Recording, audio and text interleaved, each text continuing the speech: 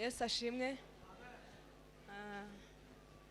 Ndashima Imana kubw'uyu munsi mwiza Imana ibashije kudutiza.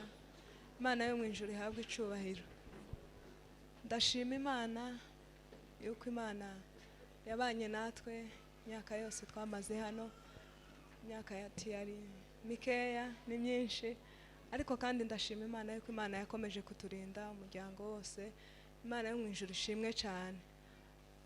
Amagambo mfite yari menshi, gusa umwanya ni mutoya, ndagerageza kuyahina kugira ngo mbashe gusigira abandi basigaye umwanya cyangwa se n'ibindi bikorwa bihari kugira ngo bibashe gukorwa.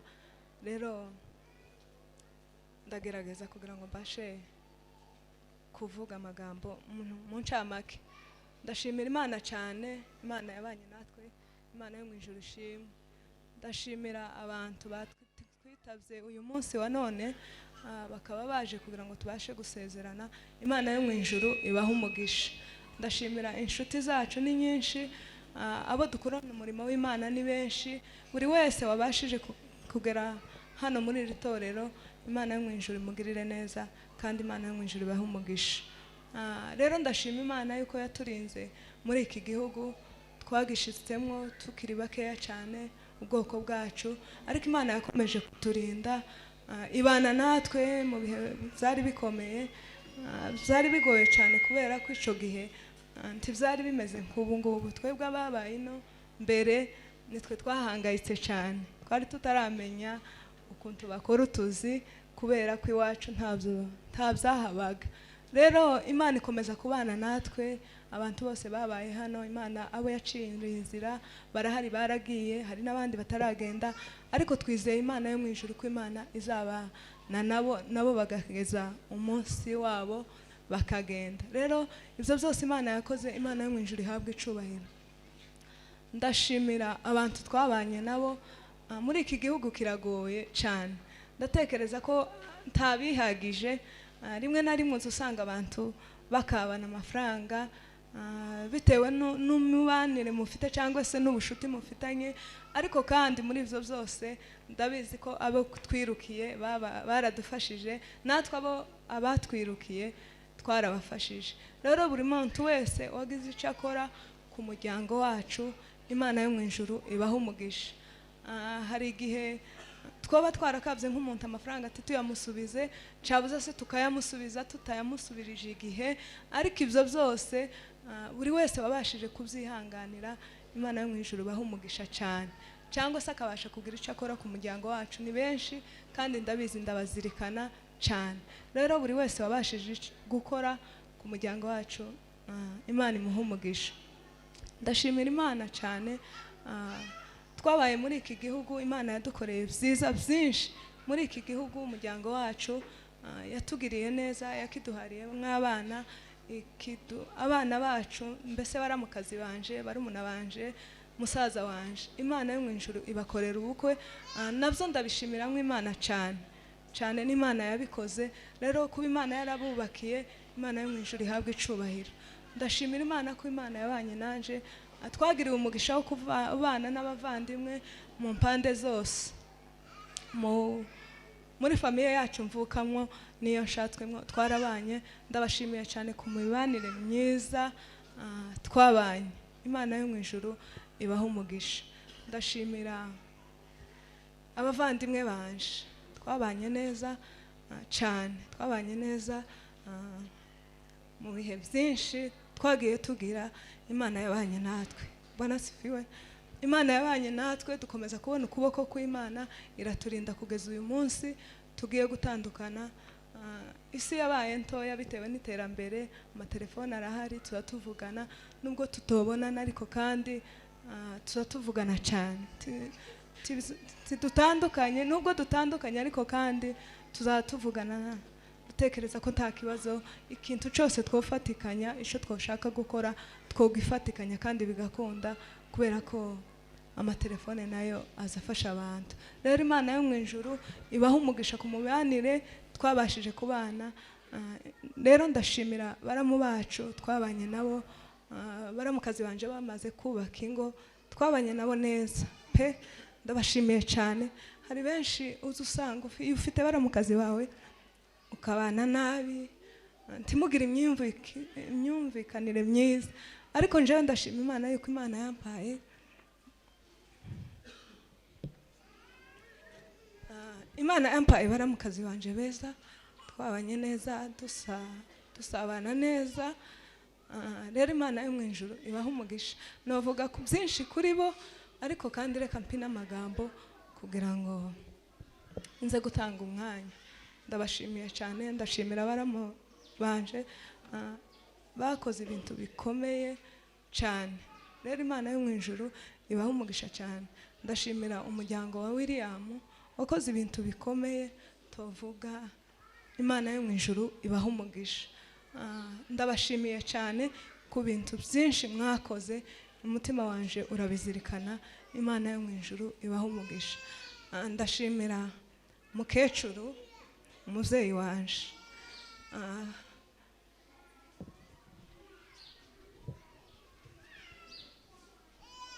Ndashima Imana ko Imana yabanye nanje mu gihe cyose twabanye na mukecuru. Twari tugize imyaka 8 turi kumwe nawe mu nzu. Mukecuru yandeze ko umwana we anderera ko umwana mu bandi, nari imfura nyine mu bana banje. Ni ukuvuga ko abo dusengana cyangwa se abo tubana barabizi, ndi umuntu ukunda kugenda no gukora ibindi bikorwa hanze byenda. Rero impamvu nabashaga kubikora no kubyitabira kenshi no kubera umubyeyi wanje mukecuru. Nabyaye umwana umwe, umwana wa mbere tutari kumwe niwe tutabanye, ariko nawe yaje ari mutoya cyane, aramurera, zara abana bose arabarera. Rimwe na rimwe hari abakecuru batagikunda kurera abana, ariko njewe ni ukuvuga ko umukecuru yandereraga abana nta kwitotomba kurimo, nta kantu na kamwe, n'agacu na kamwe wobona umwanya umwe ngo ubone mukecuru ahinduye isura kubera abana bazasakuza mu nzu. Murabizi ababyeyi bose, njewe iyo ndi mu nzu bagasakuza, nza nkenera ngo banajye ndi mu bindi byanje, muri za gahunda zanje, kubera ko tabamenyereye kandi ari abanje. Mukecuru yandereye abana arabarera, najaga ahantu habe niyo norara kabiri cyangwa se nkarara mukecuru ari mu bana, numvaga tekanye. Ahubwo ikibazo nagiraga ni mugihe nabaga ndi mu bana, kubera ko njewe sinabashaga no kubegeranya ngo mbagaburire, kubera ko tabimenyereye, sinabimenyereye. Mukecuru niwe wabaga hafi y'abana. Rimwe na rimwe twajyaga abana barangije bari kumwe na mukecuru, kubera ukuntu yareza abana.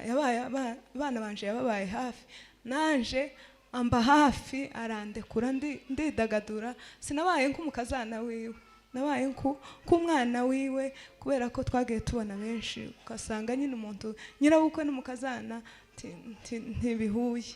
Ariko njewe mabukwe yandeze neza, angira umwana, ndisanzura, ndidagadura, nje aho nshatse, ahantu hose, nkora ibintu byose mbese ntatinya, nta bwoba mfite. Napfaga kumenya ko mukecuru ari mu nzu, kumva amahoro yose ndayafite. Rero ndamushimiye umubyeyi wa mbere, umubyeyi mwiza. Imana yo mu ijuru izaguha umugisha, kandi ndabizi ko Imana izakora, tuzongera tubane, wongere underere, ndabizi cyane Imana izongera ibikore. Mukecuru yarandereye, nabanye mu rugo na barumuna banje, tubana neza, turi kumwe na mukecuru. Abantu bose baciye mu rugo iwanje twarabanye neza, adufata nk'abana, tubera umubyeyi. Imana yo mu ijuru ibaha umugisha. Yakoze ikintu gikomeye cindashikirwa ababyeyi benshi batagikora. Rero Imana yo mu ijuru yabashije kubimushoboza, imuhe umugisha kandi mugirire neza. Nta kintu na kimwe cyahungabanyije mwacu kubera mukecuru. Twakomeje kwihanganirana, turabana neza, aranderera. Imana yo mu ijuru imuhe umugisha. Ndashimira itorero ryacu ryari riza. Iri torero twariboneyemo imigisha myinshi, ni ukuvuga ko rifungura nitwe twari turirimo, twararitangizanyije. Amen. Ndashimira Imana yuko uyu munsi wa none mpagaze hano, ndi gushima Imana, ndi mu itorero ryari rize, Imana yanciriye mu nzira yo kuja ahandi nze ndi mu itorero ryari rize. Birashoboka ko ari igihe abantu barimo kuba mu itorero bwacu umwaka umwe ukarivamo ukaja mu rindi gutyo gutyo, murabizi mwarabibonye. Ariko twebwe kuba Imana yarabanye natwe, uyu munsi wa none tukaba turi muri ririze. Imana yo mu ijuru ibaha umugisha cyane, Imana yo mu ijuru ishimwe yabikoze, ndayishimiye cyane. Ndashima Imana ku buryo twakoreye umurimo w'Imana muri iri torero, abo twakoranye umurimo w'Imana bose, Imana yo mu ijuru yabidushoboje, ihabwa icubahiro. Ndashima Imana ku bantu bose twabanye muri rino kanisa, ndabashimiye cyane.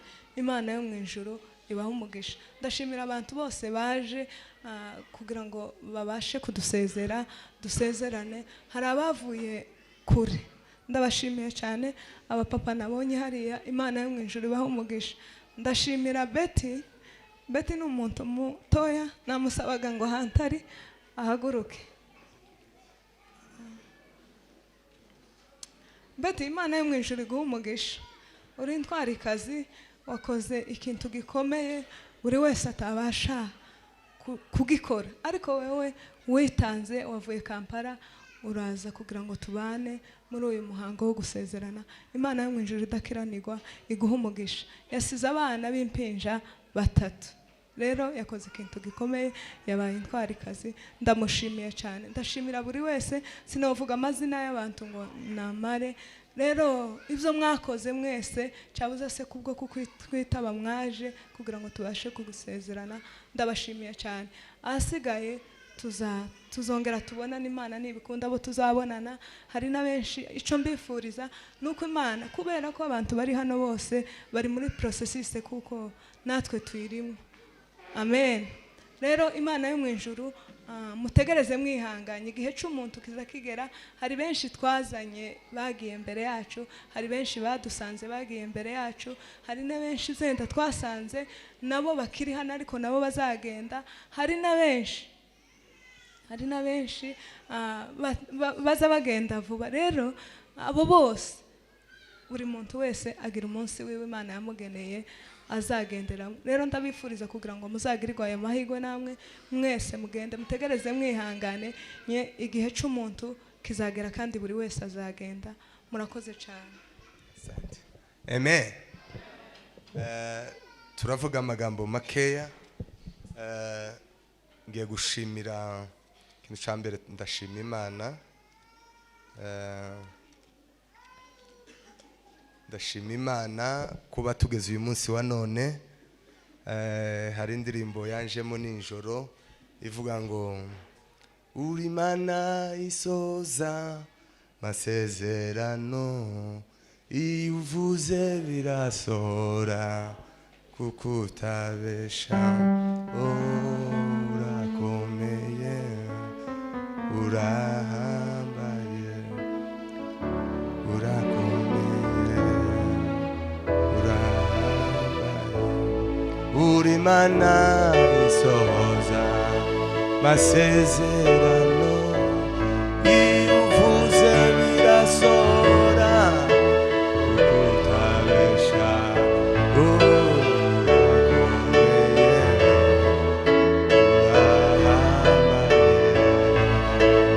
Urakomeye,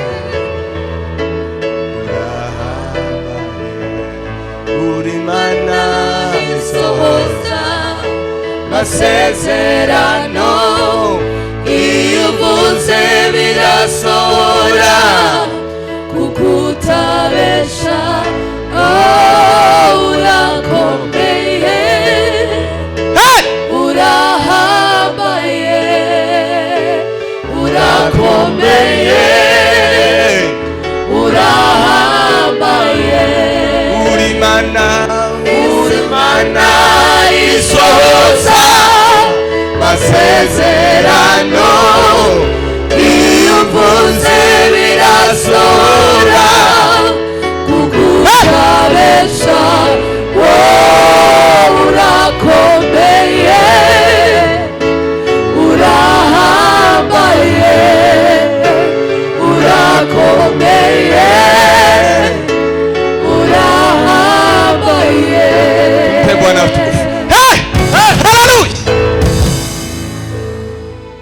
amashimwe y'Imana akubiye muri iyo ndirimbo.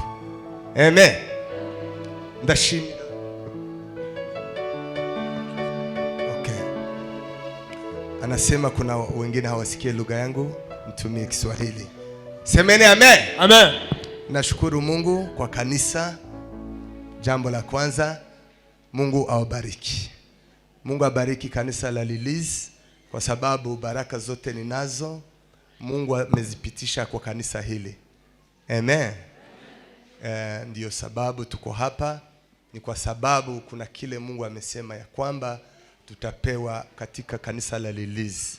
Sasa baraka zote na kile ninachokifanya chote, basi Mungu alikuwa amechukua baraka zote akaziweka ndani ya kanisa la Lilies ili nikutane nazo.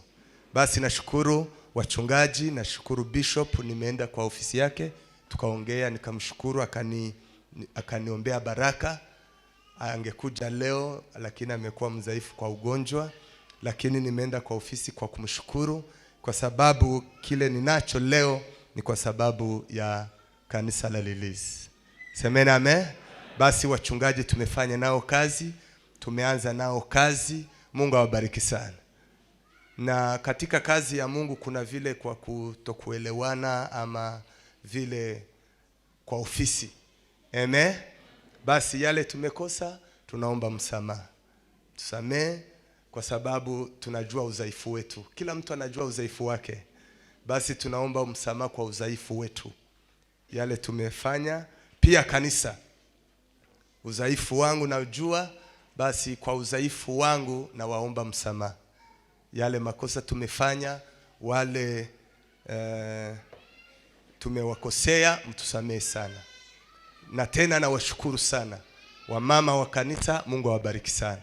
Vijana, waimbaji, deacon, nyote kama kanisa, na washukuru vile tumefanya nanyi kazi, na Mungu awabariki sana. Mungu ndio amefanya hiyo kazi ili tufanye pamoja nanyi. Jambo la pili, nashukuru waombezi wa kanisa. Tumefanya kazi nao nyingi. Wakati nilikuwa kwa ofisi tulifanya nao kazi mingi sana. Wamenisaidia kwa kuomba na kujua mwelekeo wa kanisa. Basi nawashukuru sana na Mungu awabariki. President Maître asimame kwa niaba ya waombezi wote. Ni rafiki yangu na tena Mungu akubariki sana. Wameniombea sana mpaka siku ya leo. Nashukuru waombezi wa kanisa la Siloam. Amen. Wamekuwa pamoja nami, wamenisaidia kwa maombi. Acha Gikundiro asimame kwa niaba ya waombezi wa Siloam. Kwa wapi? Barikiwe sana. Mungu akubariki sana. Tunashukuru waombezi wa area hii tumekuwa nao. Mitera tumeongea naye lakini niko vice wake. Serugo anaweza kusimama kwa niaba ya waombezi. Mungu awabariki sana. Basi niko na kiongozi wangu, president wa waombezi wa Nairobi, Pastor. Unaweza kupita mbele kidogo. Tumpigie makofi sana. Huyu ndiyo kiongozi wangu leo. Nimewahi kuongoza waombezi hapa Nairobi. Sasa nikampea. Yeye ndiye alikuwa kiongozi wangu. Na kushukuru sana kukuona, na shukuru sana kazi tumefanya na nyinyi. Mungu awabariki. Uniambilie waombezi wote wa area Nairobi ya kwamba tumeshukuru kazi tumefanya nao. Mkomera amashyi cyane kwa sababu amefanya kazi nzuri sana. Nashukuru kikundi kingine cha waombezi kina Muneza Nganire. Kuna waombezi wengi sana hapa lakini kuna vikundi. Semena amen. Hao watu wakina Kabuye kuna kikundi wako nayo, na washukuru sana. Sijue kama kuna mmoja ako hapa. Muneza ako ama Kabuye na Nganire ako. Mpige makofi. Kuna kikundi chao wamenisaidia kwa kuomba kila siku. Mungu awabariki sana. Nashukuru sana kijana Eritier. Eritier sikuja kwanza. Huyo ni mtoto wangu Mungu amenipea. Tumesaidiana kwa maombi sana. Semeni amen. Namshukuru sana kwa sababu tumekuwa naye na kwa maombi, kwa neno na kwa kila jambo, kwa kuchangia. Nakumbuka kuna safari moja tulienda tukakutana na matatizo ya injili. Tukawa mahali wiki mzima tukiwa naye. Basi namshukuru sana. Tumpigie makofi kwa sababu amenisaidia sana. Semeni amen. Nina marafiki wengi sana.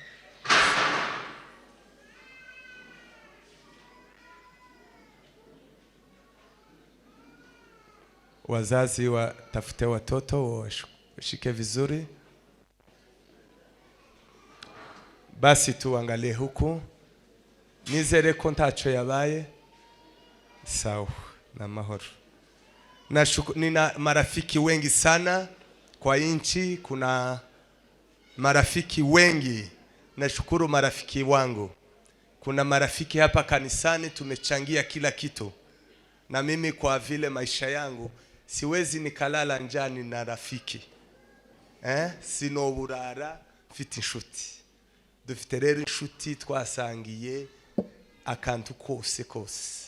Kuko nari naravuze ngo sino burara, kuko umwuka yarambwiye ngo umuntu uzuvuga ko atagira inshuti ni umugome. Na Yesu yagize inshuti n'Imana igira inshuti. Hari abantu uzabona ngo ntagira inshuti. Umuntu nakubwira ngo ntagira inshuti uzomutinya. Kuko ni umugome. Nta muntu woba utagira inshuti. Na Yesu umwana w'intama yagiraga inshuti. Basi nashukuru marafiki yangu tumechangia ni wengi. Siwezi sema fulani na fulani. Niko na Mungu amenipea marafiki. Semeni amen. Na washukuru marafiki yangu. Jambo lingine nashukuru Mama Kelly, sijue kama ako. Mama Kelly hayuko. Ni mama ni landlord. Numu babyita gute? Yaradupangiye. Siko imeze? Ntabwo ateka. Ni nyirinzu. Sivyo? Ntabwo yari umwishuza aba Frank baramuzi. Jewe yanshigikiye mwivuga butumwa kubyo namaraga nk'amezi 5-6 tarishura inzu. Kumurumva uwo muntu atari mushiki wanje.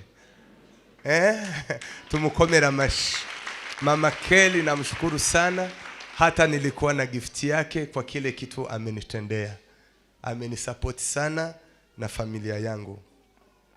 Kuna familia ingine, kuna mafamilia mengi yamenisaidia, lakini kuna wale, kwa sababu nimesema niko na marafiki wengi, lakini singesema huyu na huyu, lakini kuna wale wakati niliomba Mungu amesema niseme hata niwape gift. Wakati tumekuwa na changamoto ya mwito, changamoto ya imbogamizi z'umurimo hano murabizi, hari umuryango wahise ufata ansharije yo kungaburira kugeza none.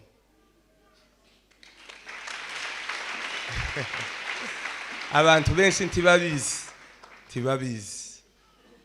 Iyo wakati iyo changamoto imekuwa, hari umuryango wangaburiye kugeza none. Familia ya Nkurunziza na Sandrine, mpite mbele, niko na gift yenu. Familia yetu tuko na gift. Muryango wa Nkurunziza na Sandrine.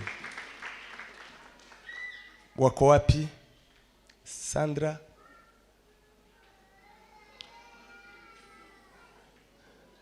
Uriya yafashe ikintu gikomeye. Umunsi twavuye ku nshingano hano, iwe niwe wafashe umwanya wo kumbeshaho kugeza none. Tumukomere amashimwe. Turamushimira iwe n'umuryango we. ni sister yangu lakini ni mkozi w'Imana. Semena amen. Tunashukuru familia yako, ametusaidia. Hata leo kuna kitu kingine amefanya. Basi hii ni gift ya familia yako. Ushukuru mzee wako, tunamshukuru sana. Imana ibahe umugisha. Tumpigie makofi kwa sababu jambo lingine, kuna familia nyingine. Wakati nimebadilisha hiyo ofisi ya kanisa, sasa Mungu amenibariki na ofisi yangu binafsi. Kuna yule sasa protocol amenisaidia kufanya kile chochote nilikuwa nataka. Familia ya Gategeko na Germaine, tuwapigie makofi sana. Sinzi nimba Germaine hari, President Gategeko na haguruke aze hano. Germaine niwe protocole wanje muri ofisi yanje ngira, niwe unyitaho, mfite abashitsi muri ofisi, niwe untekera icyayi, mbese niwe umuryango Imana yampaye mu indi ofisi narindimo. Ndashimira President Gategeko. Ini gift ya mama, nzamwita Mabushi, mama we madamu we, nzamwita Mabushi. Rero iriya muri ofisi niwe mabuja, niwe uzunshugurikira ikintu cyose. Turamushimiye, mbarikiwe sana. Mama mzazi, madam ametayarisha gift yake kwa sababu ametulelea watoto. Semena amen. Basi apite mbele mama mzazi, kuna gift yake wameandaa.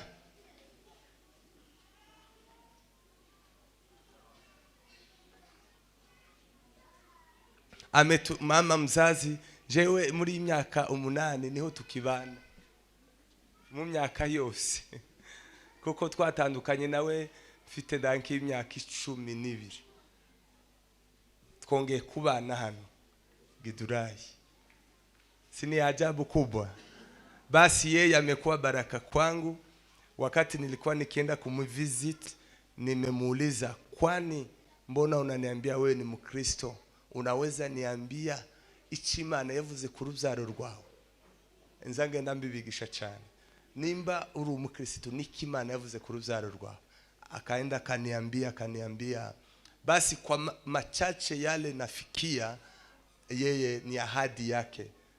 Yari umupfakazi, sinzi ibyo yasenze ngiyo, nimba yaragize agahinda gasenga. Amen. Imana imuha amasezerano, Imana ivugana nawe kwizo umuhumugisha mu bana. Basi ivyo turimwo na amasezerano yiwe. Semena amen. Nanja y'abana banje kinda yahiga kugira ngo nabo bazabona ayashi. Iko kuri se. Basi hii ni gift yake, ametulelea na hata kaa sana, atatufuata haraka sana.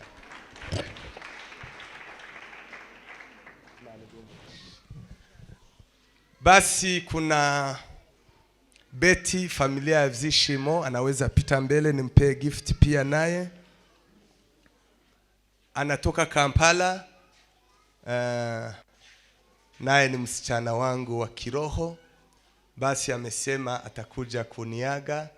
Basi mbarikiwe sana. Imana iguhe umugisha. Hii ni gift yako kubera ko yateze ava Kampala ngwaze ansezere. Yakoze ikintu ciza cyane. Basi hii ni zawadi yako. Anasema na ati na yeye akona yake kunipea. Katika kazi yangu ya injili kuna watu wawili wamenisaidia mu muhamagaro wanje wivuga butumwa. Ingendo zinshi nakoze, hari abantu banshigikiye mwivuga butumwa.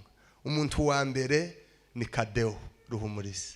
Sijue kama ako hapa, yo haguruka nkamushimira. Haja kuja. Niwe sponsor wanje. Amen. Tumukomera amashimeshi cyane. Nukuvuga ngo igihe cyose nkeneye amafaranga yo kuja mwivuga butumwa, Kadeo niwe sponsor wanje. Siko bimeze? hari abantu bagira amafaranga nyine ya business, ariko iyo mvuze ngo nshaka amafaranga nta business tiyoha business pastor we siko bimeze. Kugenda nkaja mu ivugabutumwa nagaruka kongera nkayamuha. No kuvuga ngo uwo muntu mu b'Imana yateguye bo kumfasha mu muhamagaro kade warimo, ndamuzirikana kandi azogira umugisha ukomeye cyane. Tumukomera amashyi menshi cyane. Undi muntu wa kabiri ni Perezida Gategeko, kindavuga mu muhamagaro wo kumfasha mu buryo bw'ubushobozi. Okay, reka aduhe gift ngaho fotora rero kugira ngo yicare.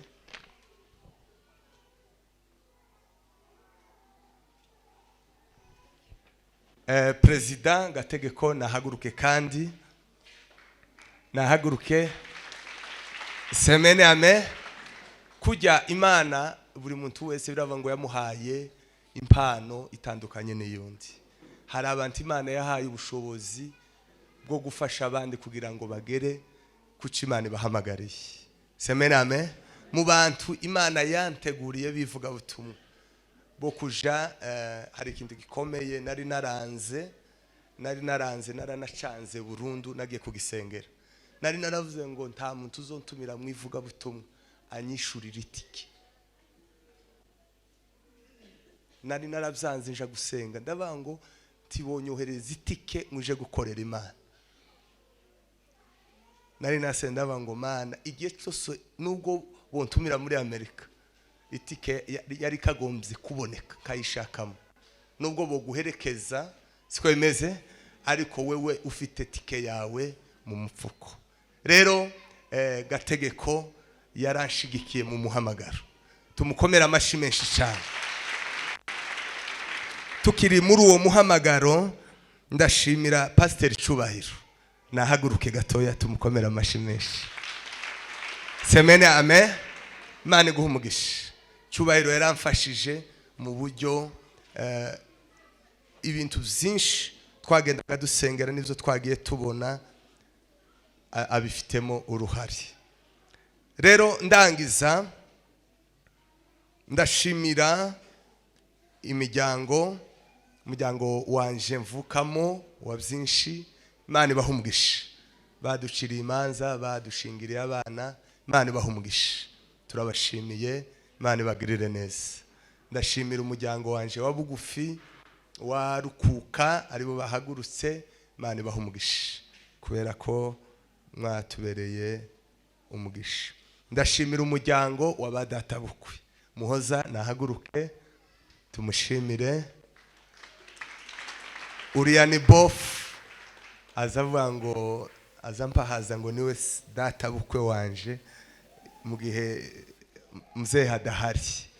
Ndagushimiye cyane n'umuryango wawe n'abashiki biwe cyangwa bakuru be n'abarumuna biwe. Imana ibaha umugisha. Imana ibaha umugisha. Naho bashatswe turabashimiye cyane. Imana ibaha umugisha. Ndashimiye rero baramu bacu bashimye. Imana ibaha umugisha. Hari umwe uvuye mu Minembwe yakoze ikintu gikuva mu Minembwe no kuza kutureba ni ikintu gikomeye cyane. Turagushimiye. Famille ya William ari mu bantu nabo iyi famille yabaramubanje nabo bafashe uruhare runini cyane kugira ngo igihe twageze Changamoto bafashe uruhande runini cyane wo kudushigikira kugira ngo dukomeze dukore umurimo w'ivuga butumwa. Turabashimiye cyane. Hanyuma ndangiza kubera ko twari twateguye ni gitaramo gusa cyo gusenga. Ndabibira ibanga rimwe. Hari n'inshuti yanje nabonye Mwungura Emmanuel, sinzi nimba hari agihari natambuke hano. Iyo mbabwira ngo narafotoye n'uyu mugabo twakaza tujana mu photographe. Unaweza ongea kidogo tu? Murakoze cyane.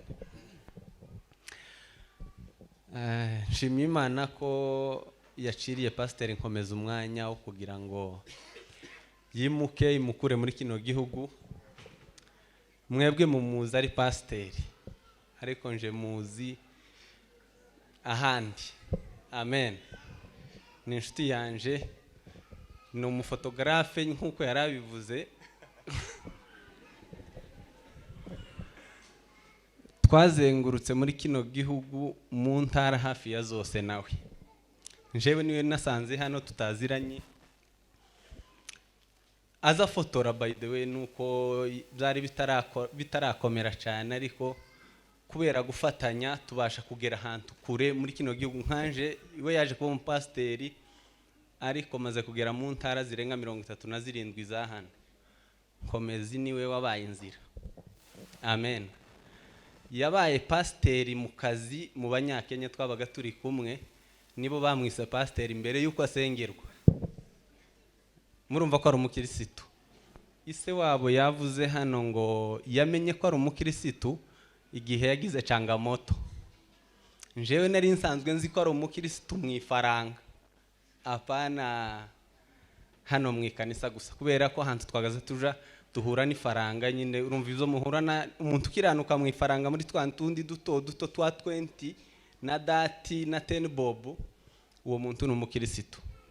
Amen. Komezi rero turashima Imana ko yamuciriye inzira ikabibashije kubajana mu kindi gihugu, kandi ndatekereza ko yabaye umugisha mu bantu benshi batandukanye. Nkanje muzi ko ari umugisha mu Banyakenya benshi twabanye, benshi cyane, benshi kuva mu 2014 yasengewe mu myaka ya nyuma, ariko kuva 2014 twagendaga tuzenguruka hirya hatandukanye.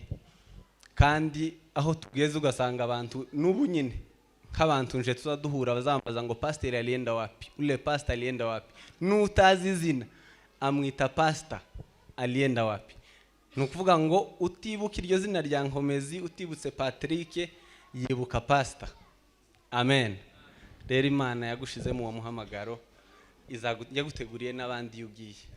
Amen. Hari inshuti zanje zivuye Kampala Nyakivara baje nabo kugira ngo dusezerane, nibatambuke mubabone. Karibu cyane. Ngiye kurangiza hanyuma dutarame, kandi baraza n'abakozi b'Imana. Abangaba bari bantumiye mu giterane Nyakivara. Umunsi twari dufite abashitsi bavuye US, wa mu mama abamwibuka. Nari mfite ubutumire bwaba, nari mfite tiki. Umuhamya Mushambaro arahari n'abandi twari kumwe, bari bantumiye Nyakivara. Ndabashimiye kuba mwaje. Ngawe turashima Imana ko tubaye muri uyu muhango wo gusezera Pastor Nkomezi. Turashima Imana ko twabonye uburyo bwo kuza. Byinshi twarabivuganye kandi ibindi tuzakomeza tubivugana. Bakomera amashyi bicara, Imana ibaha umugisha. Rero ndarangije ikintu ngiye kubabwira kibanga. Ngize imyaka myinshi, nageze hano 2009 mu kwezi kwa kabiri nibwo ninjiye hariya muri Westland.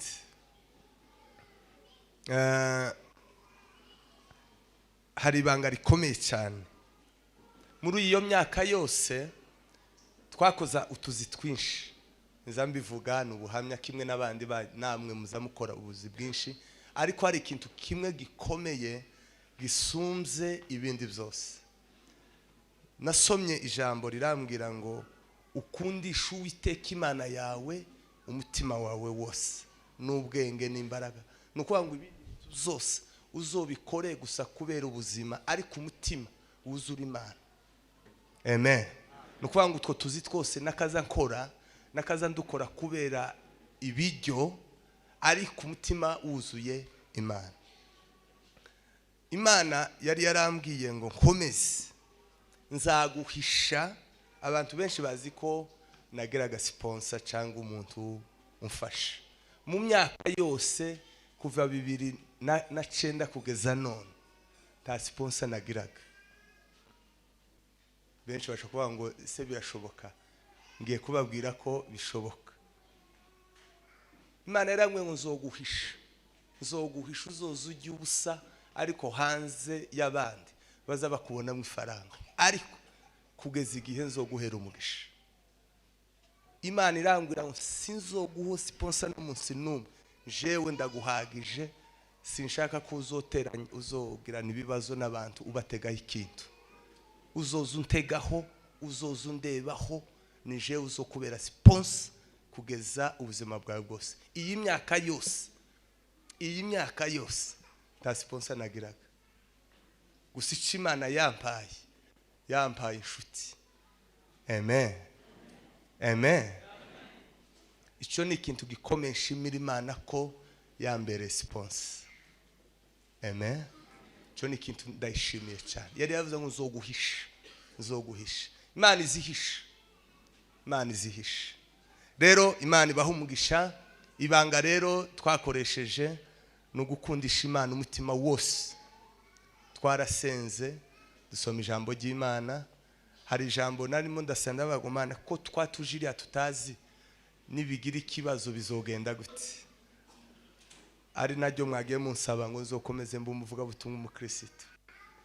Irambwira ngo mbera hose icyarimwe. Amen.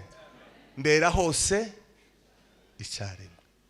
Rero Imana tuyisanzeyo, ibera hose icyarimwe.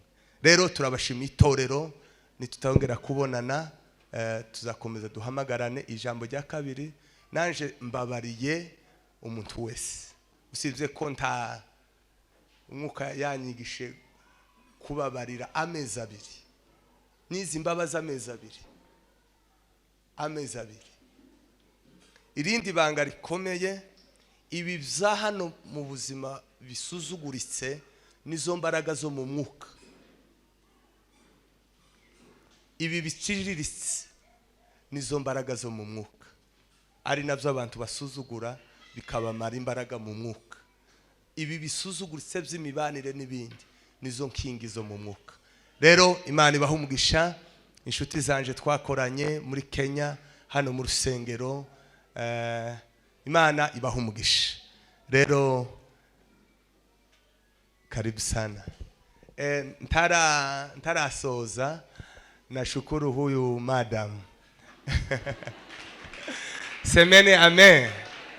Semene amen. Nagiye aho nari zimamani na insenga, nta mugisha nari mfite, ariko nsenga cyane, ariko nkabona ubuzima bwanje nta cyerekezo. Siko bimeze, nje gusenga Imana, ariko sinasenga nk'umunyamasengesho, senga nk'imfubyi, kuko biravuga ngo Imana ni se w'imfubyi. Ndavuga ngo Mana umpa umugisha. Sawa, reka nandindirega ndangise. Mana umpa umugisha. Irambwira ngo nzoguhera umugisha mu rugo. Amen. Je navuye hano nje gushaka mu bijombo. Semene amen. None mvuye kumushaka nje gusenga Imana ngo Mana impa umugisha. Irambwira ngo umugisha naguhaye ni umugore wawe. Semene amen. Rero ndamushimira, niwe wari ubeshejeho umuryango, niwe wapagasaga cyane kundusha. Semene amen. Hari igihe kimwe nigeze kuja mu ivuga butumwa, nzomara ukwezi musigira amashiringi 300. Ndamubwiraga warigoboreye, we waje kumuvuga butumwa nibibazo. Semene amen. Ariko tuganire, arambwira ngo akira umukobwa ngo yigeze gusaba Imana ngo izamuhe umugabo w'umuvuga butumwa. Siko bimeze. Semene amen. Yaranshigikiye mu muhamagaro, ndamushimiye. Semene amen. Yaranshigikiye mu muhamagaro, ndetse yarambwe gusa wonshitse hanyuma uzoja ushaka. Semene amen. Mumukomera amashi kubera ko yambereye umugisha. Rero mbarikiwe sana. Reka dufotoze hanyuma ngo afite ijambo yibagiwe.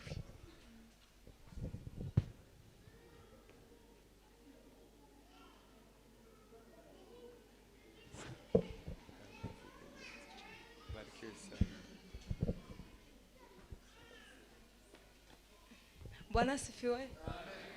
Nibagiwe ibintu nka bibiri. Ndashimira papa mdogo. Papa mdogo ndagira ngo washitse ejo.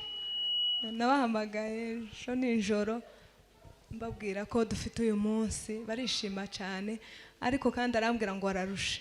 Nakunezererewe ntobona uko nobivuga. Uzanshimishije cyane kubonye waje, ntaba muri iki gihugu. Rero kuba waje na mama mdogo niwe narinzi ko yoza kubera ko iwe turahorana hano, ariko kuba papa mdogo atarebye umuruho akaza, Imana yo mu ijuru guha umugisha. Hari abandi nibagiwe gushimira. Ndashimira abanyamasengesho bacu b'iri torero, bakoze ikintu gikomeye cyane, baradufashije mu masengesho. Nari nabibagiwe kandi nijoro twararanye, narabashimiye cyane, ariko kandi numvishije umutima umpatira kugira ngo bashe kubashimira. Baraye ku ijoro, baraye hasi mu nzu bari gusenga.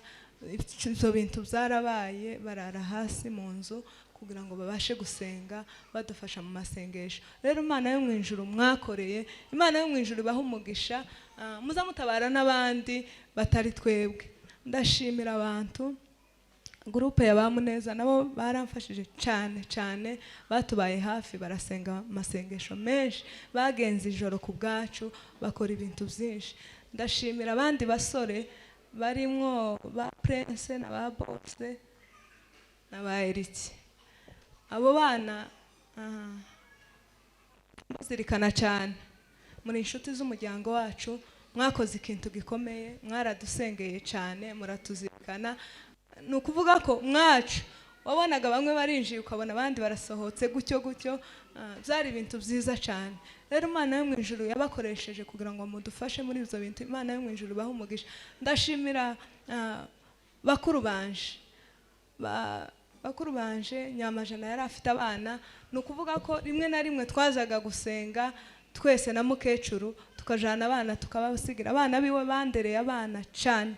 Ku cyumweru narababuraga nka tugahangayika nyine mu rugo, ariko kandi kubera ko umugoroba uzugora kuzana abana gusenga, abana biwe babaye hafi, n'abana banje barabarera. Aho twajaga hose tujanye na mukecuru, abana banyamajana nibo bandereraga abana. Rero ndashimira cyane kubw'ico kintu bakoze. Imana yo mu ijuru ibaha umugisha. Murakoze cyane. Rero ngiye kuva muri kino gihugu twarasenze ahantu, Imana irambwira ngo uzasengera umuntu umwe. Semena amen. Sinzi icyo Imana izomukoresha, ariko Imana yatumye abantu iravuga ngo uyu muntu runaka uzamusengere. Rero gusa umufashe mu kiganza umusengere, sinzi ikindi kintu Imana izamukoresha. Kampamagare Pastor Mukire atambuke. Yasohotse nimumwinjize Pastor Mukire. Semena amen. Ya Pastor Mukire yihuta. Mama Gigi.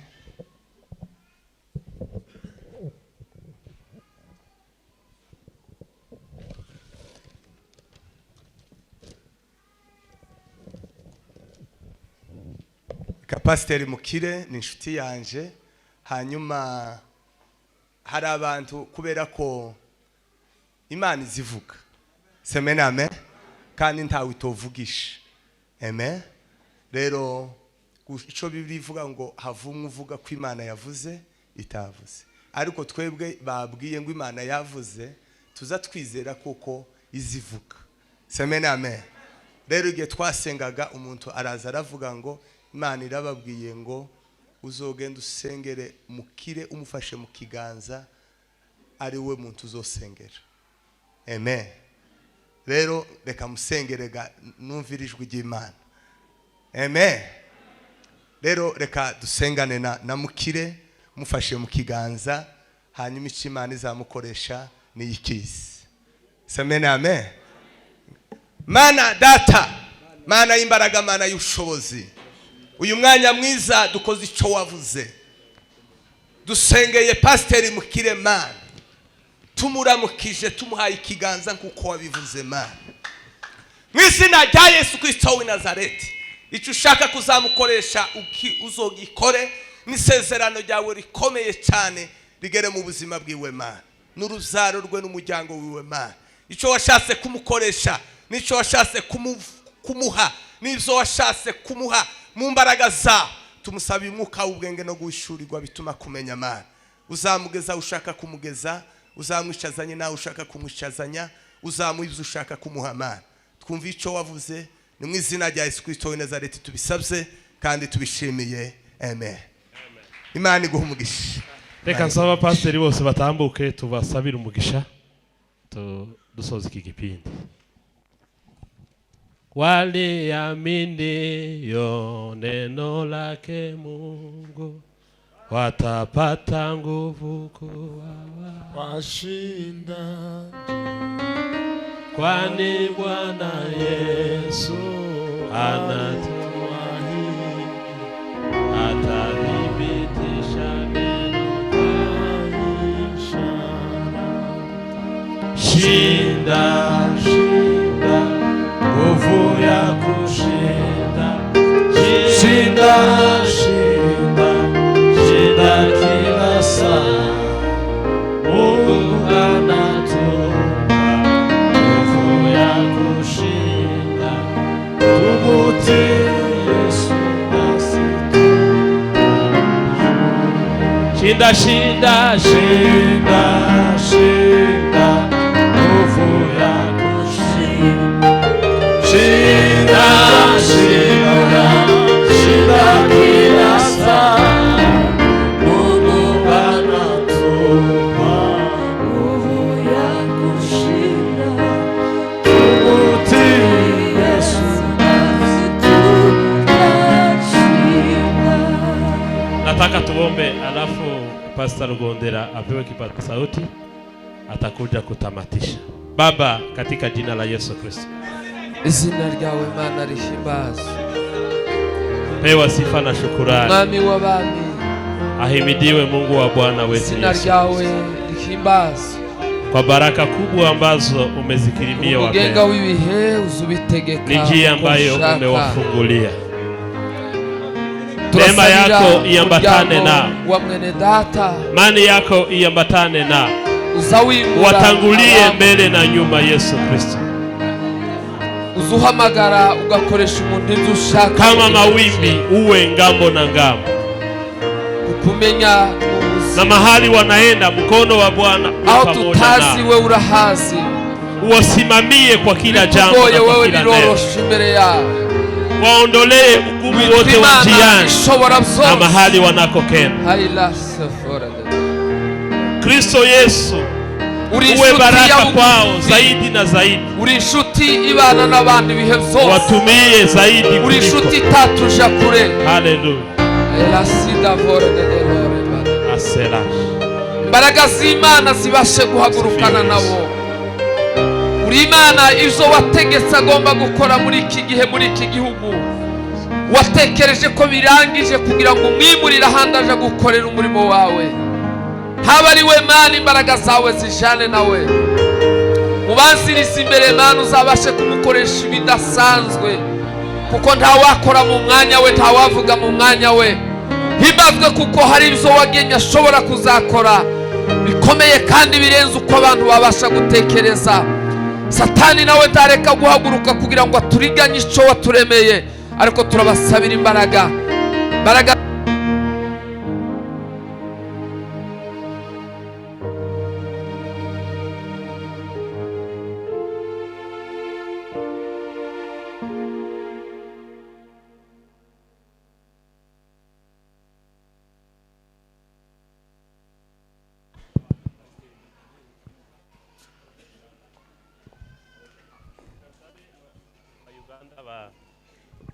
Batambuke hano imbere gatoya.